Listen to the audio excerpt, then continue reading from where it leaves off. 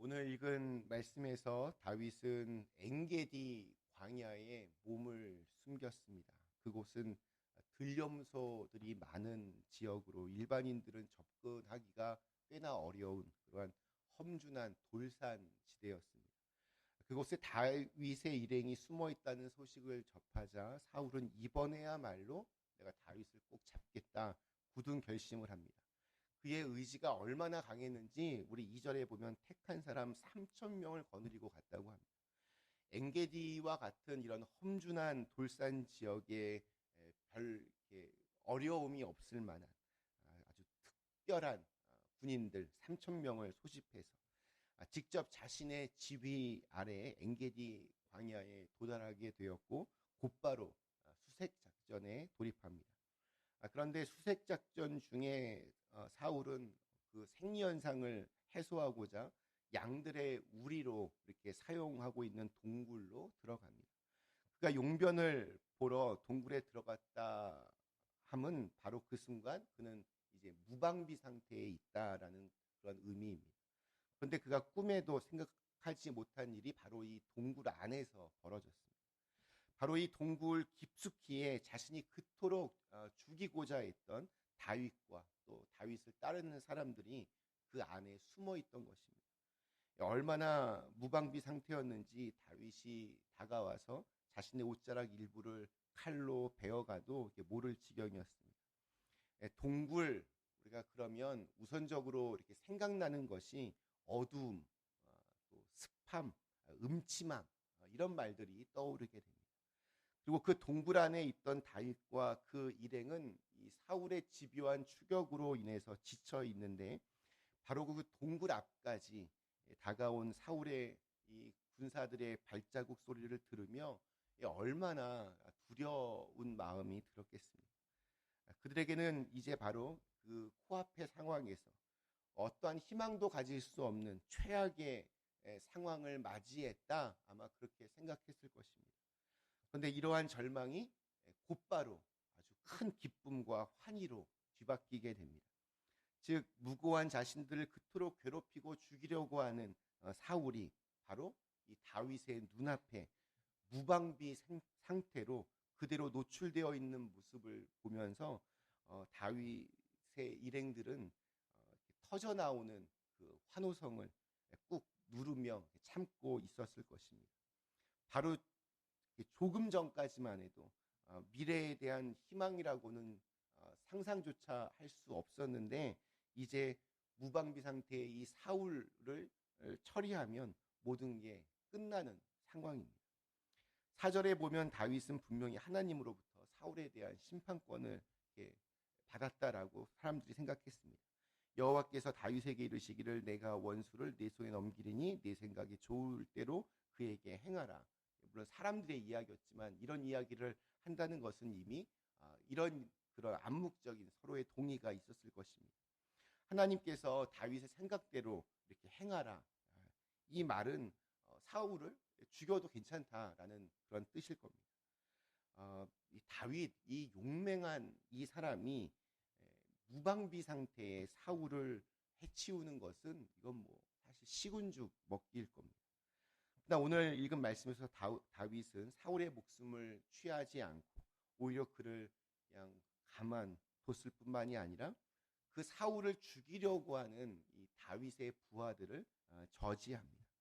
처음에는 뭐 죽일 마음으로 사울에게 다가갔을지 모르겠지만 그는 사울을 죽이지 않고 사울의 겉옷자락만 이렇게 베는 것으로 만족합니다.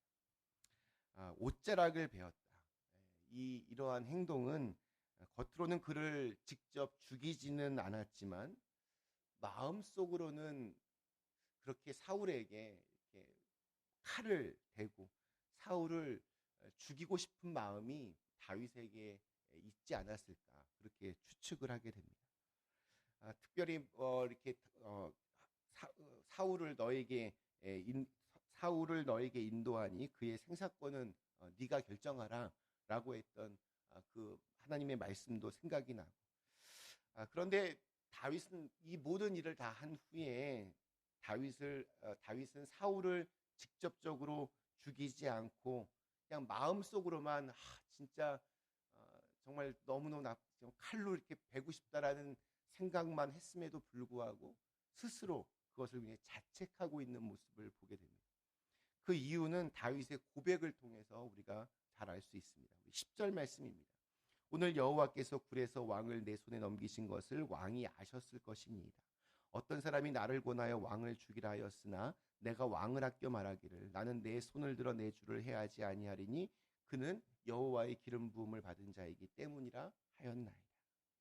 하나님께서 다윗 너 마음대로 해라라고 하는 말씀을 그는 다윗 네가 진정으로 그를 따른다면 너와 함께 동행하는 나의 뜻을 내 마음을 생각해서 그렇게 그 마음으로 행동하라라고 이렇게 재해석하고 있는 것 같습니다. 사울을 세우신 분도 하나님이셨기 때문입니다. 그래서 다윗은 자신의 의지를 접고 하나님의 뜻에 이렇게 순종을 합니다. 하나님의 뜻에 순종한 다음에 그러니까 사울을 죽이지 않은 다음에 죽음의 어두움이 가득했던 동굴이 바로 그 다음 생명이 가득한 환한 빛이 가득한 그러한 장소로 다윗에게는 변했을 것입니다. 우리 예수님 처음 태어나셨던 허름한 그 여인숙의 말구유가 생각이 납니다. 예수님은 어두움과 또 축축함과 동물들의 그 분비물이 뒤범벅이 된 그런 구유에서 탄생하셨습니다.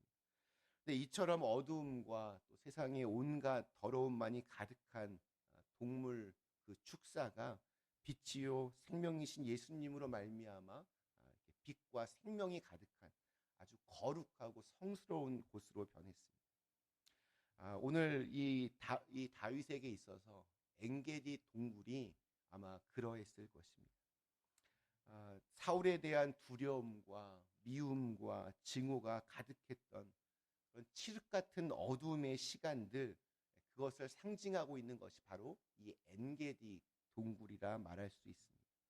그런데 그 어둡고 또 절망의 순간, 증오로 가득한 순간에도 하나님의 마음을 품고 또 생명을 사랑하고 또 하나님께서 기름 부으셨던 그 왕을 생각하는 그 다윗으로 인하여서 이 엔게디 동굴은 서로가 울면서 화해하고 또 사울 같은 경우에는 회개하는 그러한 거룩한 장소로 이렇게 바뀌게 됩니다.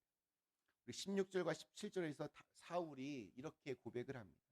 다윗이 사울에게 이같이 말하기를 마침에 사울이 이르되 내 아들 다윗아 이것이 네 목소리냐 하고 소리를 높여 울며 다윗에게 이르되 나는 너를 학대하되 너는 나를 선대하니 너는 나보다 의롭도다. 오늘을 살아가는 우리의 모습은 어떠합니까? 보면 희망이라고는 전혀 생각조차 할 수 없는 그런 어두움과 그런 음습함과 또 절망과 두려움이 가득한 그런 어두운 동굴 안에 지쳐서 어찌할 바를 모르고 있지는 않습니까? 또 때로는 내 마음을 몰라주고 또 나를 괴롭히는 사람에 대한 원망과 미움이 가득한 동굴에서 증오와 복수심으로 점점 그것이 가득할 수도 있습니다.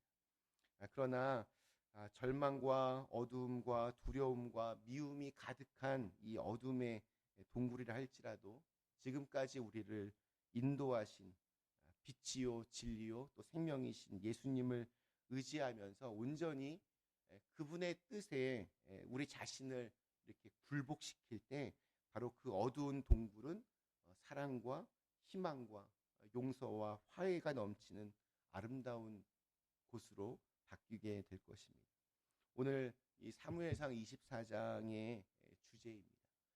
오늘 하루도 나와 동행하시는 우리 임마누엘 예수님의 뜻에 따라서 나의 어떤 못난 자아는 그 앞에 굴복함으로써 하나님의 마음, 하나님의 뜻을 우리의 삶 속에서 드러내고 또 주님의 사랑을 통하여서 우리의 삶의 엔게디 동굴이 환한 그런 새로운 희망의 장소로 바뀔 수 있게 되기를 주님의 이름으로 간절히 축원합니다.